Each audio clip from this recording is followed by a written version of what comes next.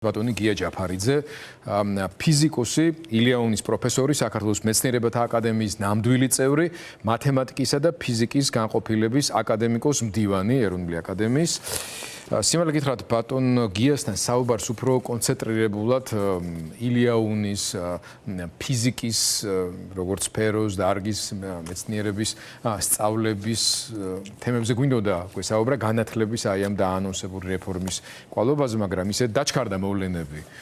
ბევრისთვის, კი არა და ყველასთვის სრულიად მოულოდნელად უკვე პოლიტექნიკური უნივერსიტეტსა და თბილისის სახელმწიფო უნივერსიტეტის გაერთიანებაზე საუბარი ფაქტობრივად იურიდიულად ორივე სუბიექტის ანულირებაზე და რაღაც ახლის გაჩენაზე სრულ ქაოსზე მეტყველებს, ხედვის არარსებობაზე მეტყველებს, მიზნის არარსებობაზე მეტყველებს და იგნორირებაზე არა მარტო იმ ადამიანების, რომლებიც აქ მუშაობენ, რომლებიც სწავლობენ, არამედ ზოგადად საქართველოში განათლების მნიშვნელობის მიმართ.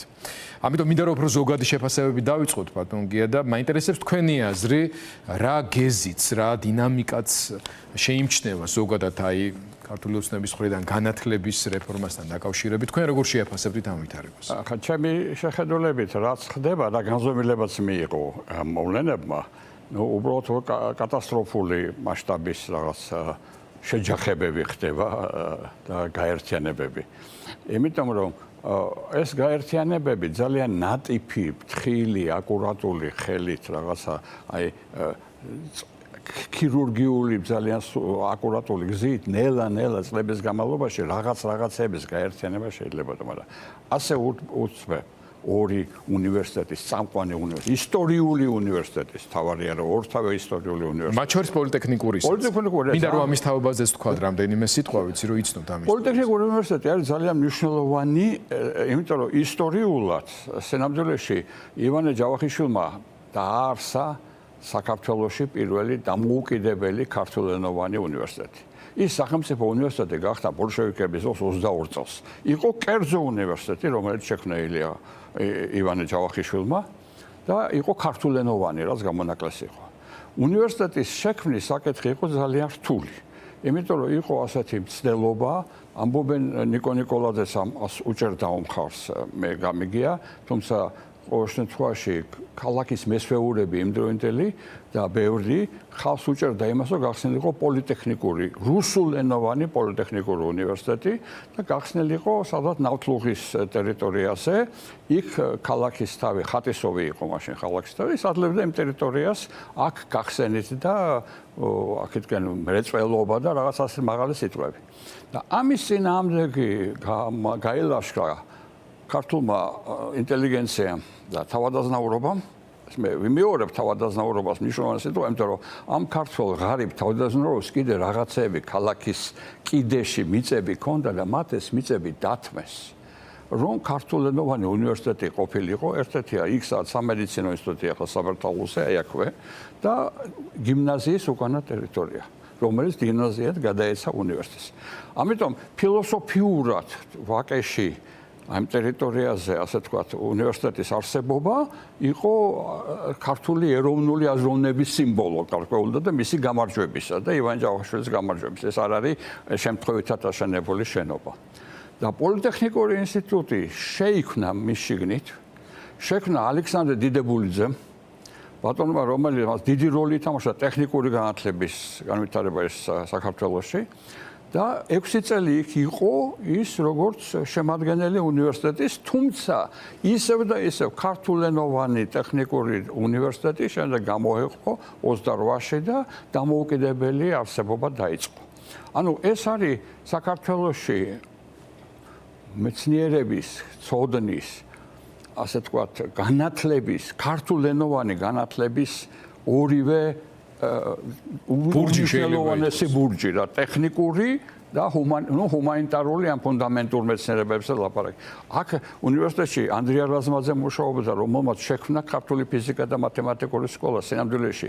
მე წაკითხული მაქვს, მაგენი როგორ შოულობდნენ ფულს, რომ რაღაცა პატარა ფიზიკის ლაბორატორია შეექმნათ, მათემატიკის ლაბორატორია, ნიკო მუსხელიშვილი, არჩილ ხარაძე, ნიკო ნიკოლაძე, რომელიც გეომეტრიის კურსს იხდოდა. ეს უნიკალური რაღაც ისტორია, რომელიც არის დაკავშირებული ჯავახიშვილის უნივერსიტეტთან. და ამ დროს ნიკო ნიკოლაძე ასევე გადავიდა პოლიტექნიკურ ინსტიტუტში და ქართული ტექნოლოგიური სკოლის ფუძემდებელია და ეხლა ეს ისტორია არ შეიძლება ისტორიისადმი ასე დამოკიდებული უტიფარი. ბოდიშვიხთი სიტყვისას, მაგრამ ეს უტიფარი დამოკიდებულებაა წარსულისადმი და კარგი, როცა შენ წარსულს უცვლად ეპყრობი, შედეგი ჩვეულებრივ არ იქნება კარგი. და ბატონგია, ჩემი შემდეგი კითხვა უკავშირდება მათ შორის თქვენს საერთაშორისო გამოცდილებას. მე ვიცი, რომ თქვენ წლების განმავლობაში მთელი დეკადა შეგვიძლია თქვა თითქმის 20 წელი თითქმის უცხოურ უნივერსიტეტებში, კვლევით ცენტრებში მუშაობდით და ძალიან კარგად იცნობთ განსაკუთრებით ევროპულ საგანმანათლებლო სისტემას. რეფორმა განათლების ისეთი რამე არის, რომ სამყარო იცვლება თან ახლა უკვე ძალიან დაჩქარებული ტემპით და გასაგებია, რომ ბევრი რამ არის შესაძლებელი მით უმეტეს იმ მემკვიდრეობის გათვალისწინებით, რომელიც აქვს საქართველოს.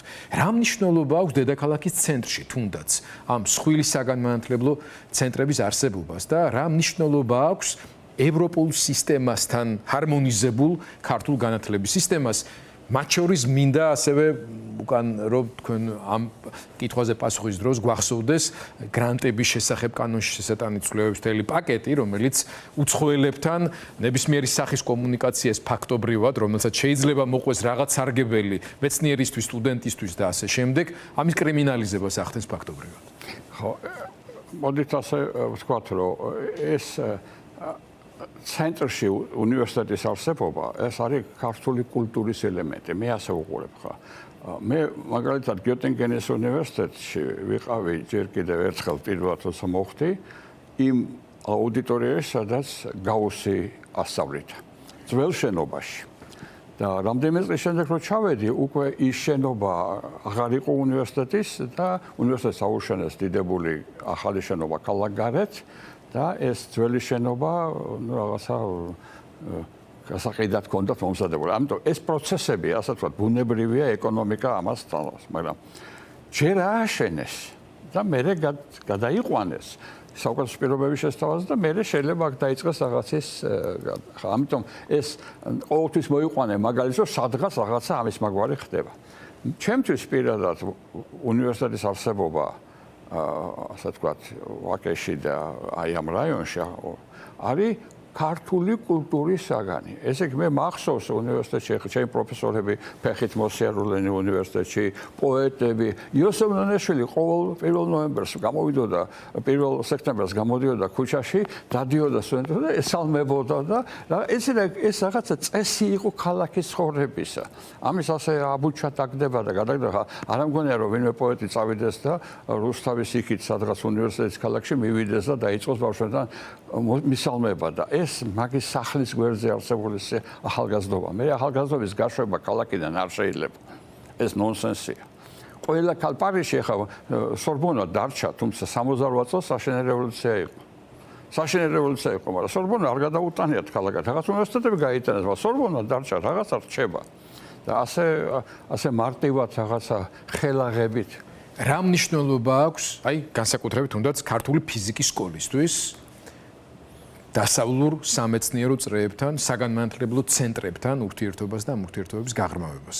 და როგორ უდგება ეს რაღაც ახალი რეფორმა, მაგალითად იგივე ილიაუნის პერსპექტივას, ეგრეთ წოდებული ერთი ქალაქი, ერთი უნივერსიტეტი, ერთი პროფილი და ერთი მიმართულება. ამაზე იცით, უბრალოდ ეს ნონსენსია რა. უბრალოდ მე ვერ ვხედავ. ეს ილიაუნის დაუბრუნდეთ, იმიტომ რომ ეს ძალიან კარგი შედეგია გარკვეული რეფორმების განმავლობაში შექმნილი ახალი საუნივერსიტეტო ცენტრი. ამას დაუბრუნდეთ, მაგრამ რაც შეეხება თქვენ შეკითხვას, მთელი უცნაურობა, ეხლა მე როგორც აკადემიკოს დივანი ვღებულობ მთელ ინფორმაციას ყველა უმაღლესი სასწავლებიდან თუ როგორ მიდის, ასე ვთქვათ, სამეცნიერო საქმიანობა და კვლევა საქართველოში. არანაირი ფინანსური ინვესტიცია არა მარტო ამ პერიოდში, რაც რომ აი მეცნიერებაში 20-30 წლის განმავლობაში, უფრო მეტიც არ მომხდარა. ეს საქართველოს მათემატიკა და ფიზიკა არსებობს ინერციით და იმ კავშირებით, რომელიც ჰქონდა და გვაქვს და იმ პატივისცემის ხათრით, რომელსაც ქართული მეცნიერებისა და მათემატიკისა და ფიზიკისადმი ჩვენი კოლეგები იჩენენ. ძირითადად ევროპელები და ამერიკელები. გასაკვირველია, მაგრამ ეს იმიტომ რომ მართლა არსებობდა მაღალი დონის მეცნიერება და ამ მეცნიერების გადარჩენას ისინი ვალდებულად ხვდნენ. ვაჭრეს ამ თვალსაზრისით ყველაზე აქტიურები იყვნენ გერმანელები. რომელმაც უბრალოდ მე მისაუბრია მაგასთან და მაგენი ამაში ხედავდნენ არა მარტო მოგებას, არამედ ვალდებულებას, რომ როგორ აი ეს მეცნიერება ჩემთან იყო ჩამოსული აუგსბურგის უნივერსიტეტის პროფესორი 7-8 წლის წინანდელ ამას კონფერენციაზე და ფიზიკის ინსტიტუტი, ანდრონიკაშვილის ფიზიკის ინსტიტუტსაც მე მუშაობ. ისეთ საშინელ დღეშია, იმიტომ რომ რაღაცა მოულელია სრულიად. ტარდებოდა კონფერენცია იდეას უნივერსიტეტში და აკადემიაში. ის მოვიდა და თქვა, მიმიყვანეო რა თქვენ ინსტიტუტში, სურათი მინდა გადავიღო. იმიტომ რომ ანდრონიკაშვილის წიგნით სწავლობდა ის ფიზიკას და ანდრონიკაშვილი მისთვის სიმბოლოა. და ამ სიმბოლოებს ჩვენ ვყრით. რაღაც უნებლიეთ, აი, რა ვიცი, რაღაცნაირად იცი რას მაგორნებს ეს, არ ვიცი, შეიძლება არასწორია. თავადაზნაურობა რო ყიდდა თავის მიწებს და რაღაც მერე სმაში და კარტის თამაში ფანტავდა. აი, იგივეს გავს, ახლა ჩვენ სახელს და ჩვენ რენომეს კარგავთ. აი, იყო ასეთი რუქა სოფლიო მეცნიერებისა და მეცნიერებას აქვს გეოგრაფიული განზომილება ზამთრში, არის სად კეთდება მეცნიერება. აი მეცნიერება არა ვის მიერ, არა ის რომ ეს ქართველია და ის არამედ აი რომელ ქალაქში კეთდება.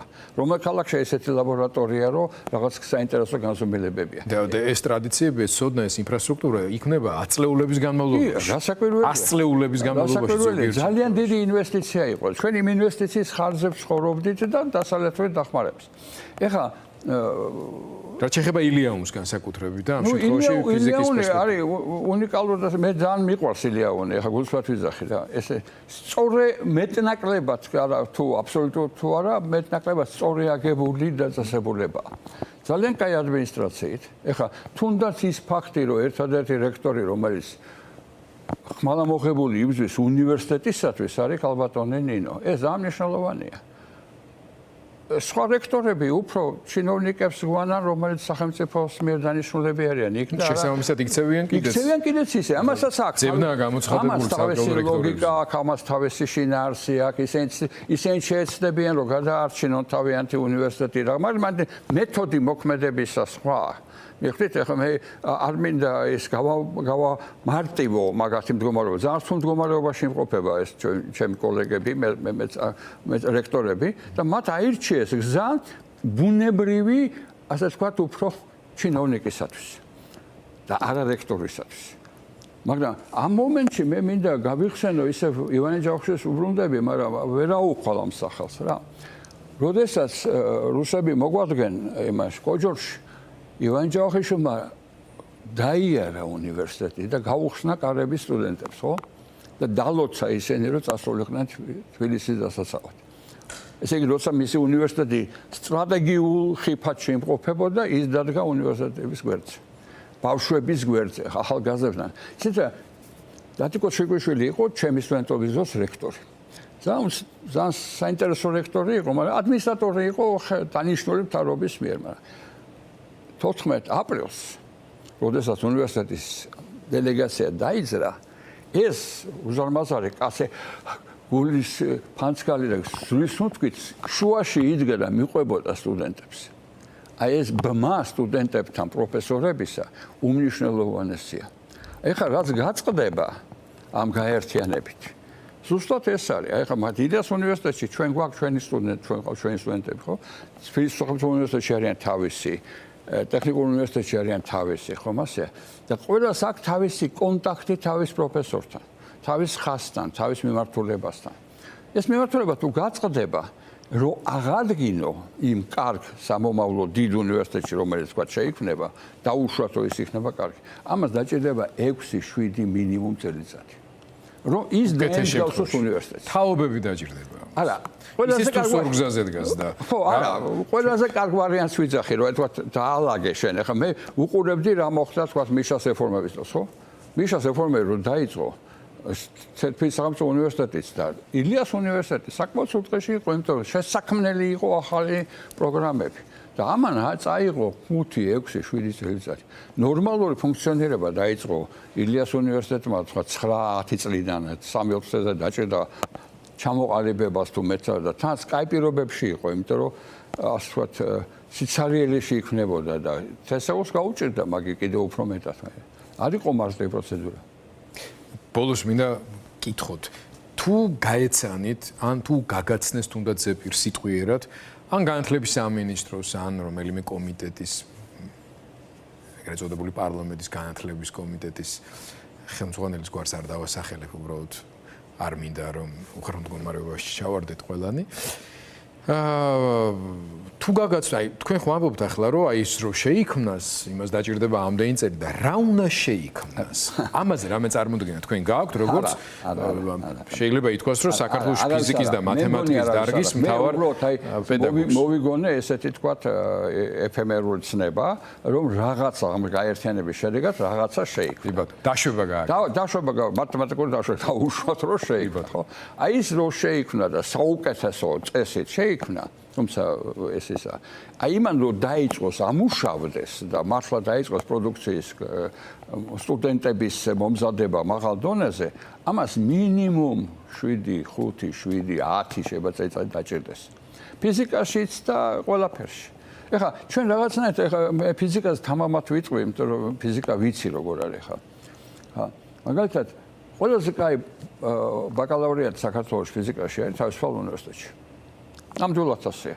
შვენიერი ბავშვები ყავთ, პატარა იყო, ძალიან კომპაქტური, კაი მასწავლებლები ყავთ და ამზადებენ კარგად ბაკალავრიაში. მე ამ ბავშვებს მიდევნება უნდათ, ხო? მასა ზოგი მოდის ილიას უნივერსიტეტში, ზოგი მიდის უცხოეთში, ზოგი მიდის TSO-ში. TSO-ში ბავშვები ზოგიერთი ვისაც ასტრონომია და ასტროფიზიკა ინტერესად უფრო მოდიან ილიას უნივერსიტეტში და ამ ახალგაზრდა ბავშვებს, ფიზიკოსებს და მათემატიკოსებს მე ამაზე დაბეჭდებით გეუბნებით. გვარით და სახელით მეორე კურსიდან ყველა ვიცნობთ, მიუხედავად იმისა, სად მუშაობთ რომელ უნივერსიტეტში და ვცდილობთ რომ მივხედოთ და მოუვაროთ.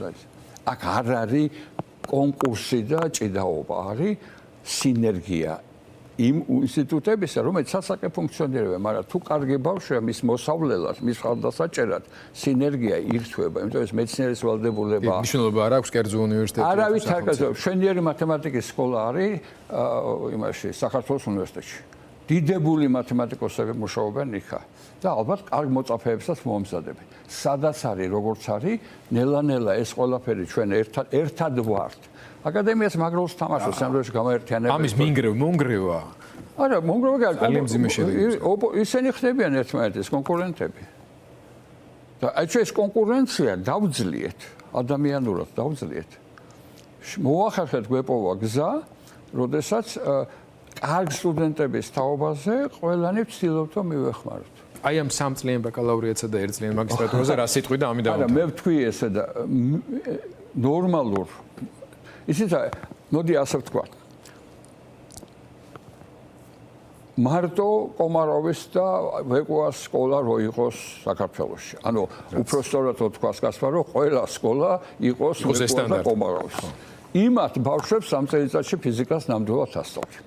მაგრამ თუ შენ გინდა რომ ბავშვი რომელიც სადღაც საიდანღაც მოვიდა ჩვეულებრივი სკოლიდან ფიზიკა ინტერესებს და იმ სკოლაში მას არაფერი თითქმის არ ასწავლეს წესიერად საუბედუროდ იმას სამწელიწადში ვერ ასწავლეს ეს შენ გადადიხარ მოტყუებაზე უკვე ხო მას ესე პირველი წელი უნივერსიტეტში იხარჯება რომ ეს ბავშვები მოიყვანო ასე და სხვათა შორის ერთი არგუმენტი მინდა კიდევ თქვა რომ ძალიან მარტივი გზა იყო სტუდენტების რიცხვის შემცირების ჩემი აზრით სწორი და თანდათანობითი.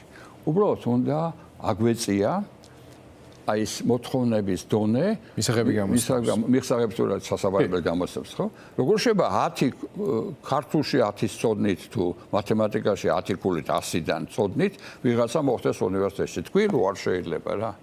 30-მდე აიყვანე და მაშინ სკოლას წამოეკაჩება. კი, ეს უნდა მოხდეს ნაბიჯ, სკოლაც უნდა წამოეწიოს ამას ყველაფერს. ავტომატურად წამოეწევა სკოლა და ის შეიძლება რეპეტიტორების ინსტიტუტი გახდეს, რაღაც არ ვიცი რა მოხდება. რეპეტიტორიუმი სკოლაში კი არ უნდა გახსნა, აი ბუნებრივად უნდა ეძებონ ის, სადაც მაგათ ასწავლიან და ამას ჭირდება უფრო მეტი რესურსები და ინვესტიცია განათლების სისტემაში. ამ ხრივ კატასტროფულ მდგომარეობაში ვართ ჩვენ, როგორც ქვეყანა, სტატისტიკური მაჩვენებლებითაც. ბატონ გია, ძალიან დიდი მადლობა.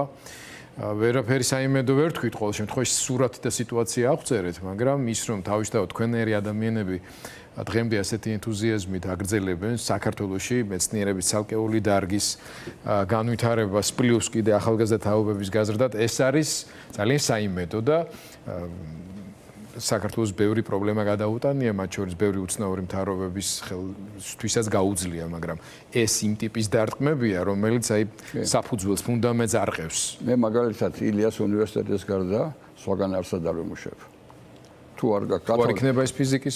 არ იქნება, რა მოხდა ბევრი საქმე აქედან. ეს არ უნდა მოხდეს. არა, ეს მოხდება ასე.